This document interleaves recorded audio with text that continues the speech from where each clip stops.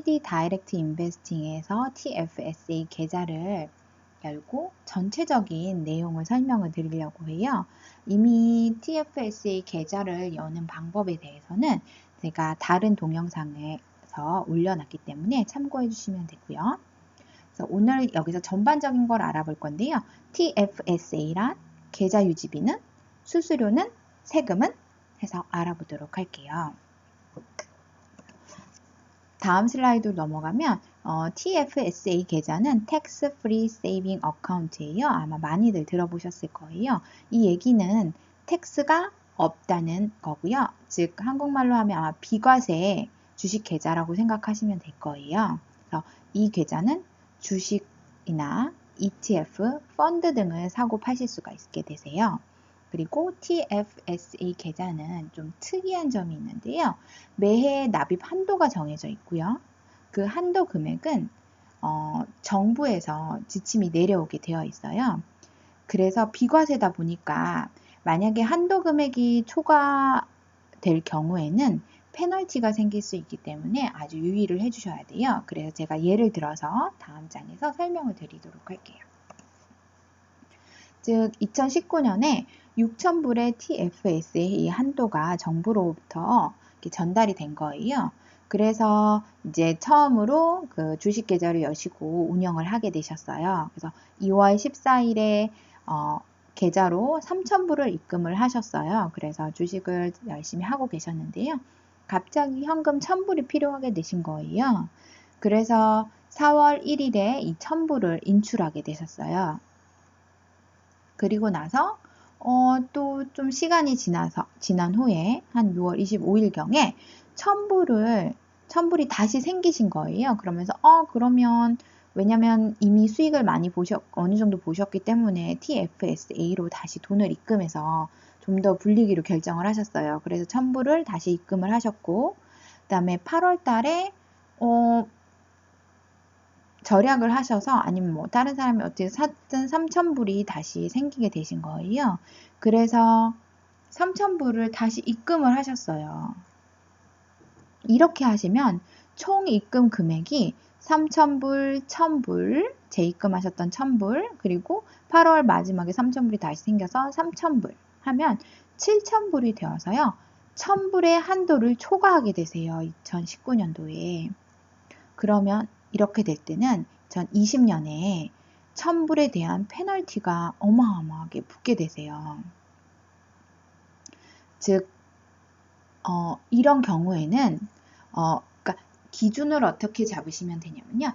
총 2019년도에 내가 입금할 수 있는 금액이 얼마인가 확인하시고 그 다음에 그 해에는 그만큼만 입금을 하셔야 돼요. 그리고 만약에 내가 이 1,000불을 인출하셨잖아요. 그러면 그 인출한 금액은 다행히도 내년에 생기는 TFSA 한도에 말하자면 6,000불이 있다면 6,000불에 이 1,000불이 다시 더하기가 돼서 추가가 돼서 7,000불의 한도가 2020년에 생기게 되시는 거예요. 그래서 다시 이제 이런 방식으로 그러면 나의 한도는 7,000불이구나. 그러면 7,000불만 납입하시고 운영을 하시면 되세요.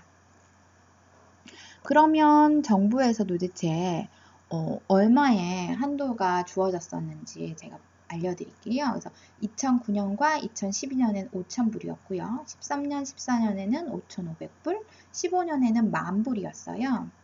그리고 2016년, 17년, 18년 5,500불, 2019년, 20년에 6,000불에 지금 한도가 생겼고요. 이제 점점 매해 아마 새로운 업데이트가 되실 거예요. 그리고 이제 그 TFSA에 대해서는 대략 다 설명을 드렸고요.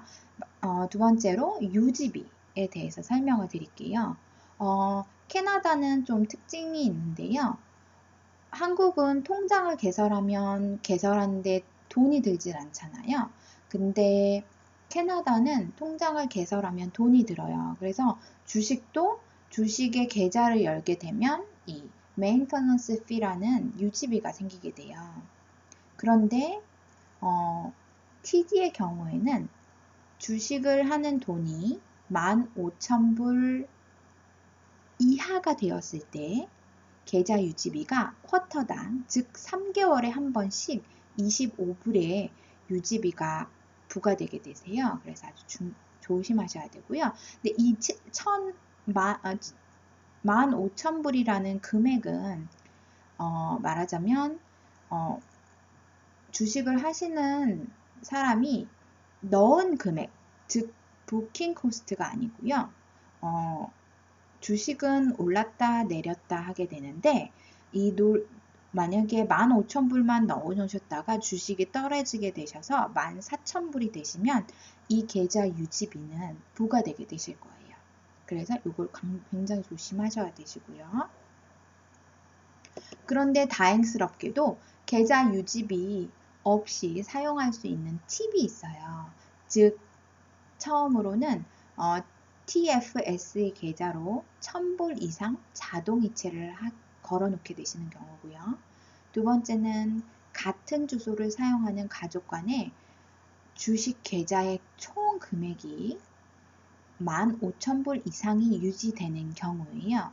이 경우도 동일하게 주식이 내렸을 때 내리고 하더라도 그 최저 금액이 15,000불 이상이 유지되셔야 돼요. 그래서 즉 남편과 본인의 계좌가 만불이에요. 이럴 경우에는 가족 간의 총 금액이 15,000불 이상이 유지되기 때문에 두 계좌 모두 유지비가 부과가 되지 않아요. 하지만 주식을 하다가 만약에 손해를 왔다 갔다 하면서 보게 되신 거예요. 그래서 한 분이 10,000불에서 3,000불로 떨어지게 되신 거예요.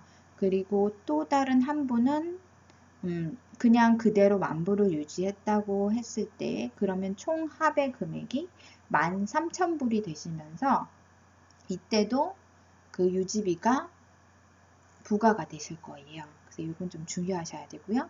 근데 이렇게 같은 주소로 같은 가족 간의 거래를 할 때 분기별로 3회 이상 거래가 꾸준히 유지될 경우에는 또 유지비 없이 사용할 수가 있으세요. 근데 일반적으로 캐나다 같은 경우에는 그렇게 트레이딩을 자주 하진 않아요. 전문 트레이닝 하시는 분이 아닌 경우에는 그냥 한번 사서 좀 묵혀놨다가 다시 팔고 하는 이런 구조로 이루어져 있기 때문에 한국에서처럼 단타를 하거나 그러진 않아요. 그렇게 상승폭이 크지도 않고요. 그래서 그 점 참고해 주시면 되고요. 그러면 여기서도 금액을 조금 세이브 하실 수가 있으시죠? 그리고 주식 수수료에 대해서 설명을 드릴게요. 일반적인 주식 거래자의 경우에는 한 번 할 때마다 9불 99센트세요. 그런데 이게 사고, 팔고 모두 거래할 때마다 1회로 그러니까 살 때 1회, 팔 때 1회 이런 식으로 거래가 된다는 거 주의하셔야 되고요. 여기서 활동적인 주식 거래자라는 거는 분기별로 즉 3개월에 150회 이상의 거래를 꾸준히 하는 사람에 한해서는 9불 99가 아닌 7불로 한 번의 거래당 금액을 부과되게 된다는 걸로 확인하시면 되시고요. 그리고 TFSA 주식 세금은 말 그대로 투자 시에 세금이 없습니다. 아주 좋죠.